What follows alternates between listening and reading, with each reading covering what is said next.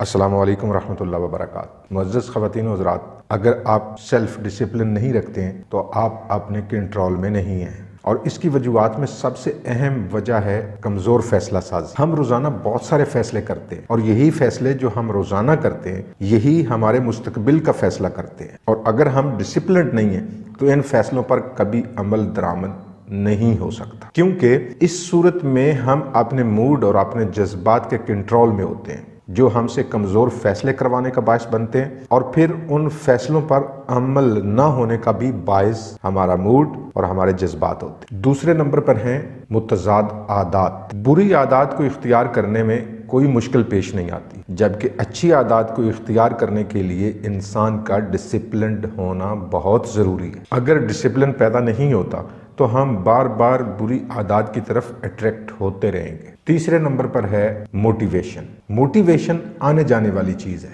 آتی ہے چلی جاتی ہے۔ اگر ہم موٹیویشن پر انحصار کرتے رہیں گے تو ہماری زندگی ہمارے کنٹرول میں نہیں ہوگی۔ ایک بندہ جو کہ صرف تب کام کرتا ہے جب وہ موٹیویٹ ہوتا ہے، تو کیا وہ زندگی میں کامیاب ہو سکتا ہے؟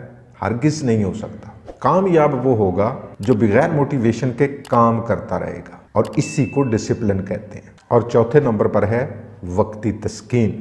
مستقل اور لانگ ٹرم تسکین کے حصول کے لیے اپنی عارضی تسکین کو قربان کر دینا، اس کو ڈسپلن کہتے ہیں۔ اگر آپ مستقل کامیابی چاہتے ہیں تو ان وجوہات کا تدارک کر لیں، انشاءاللہ کامیابیاں آپ کے قدم چومیں گی۔ السلام علیکم۔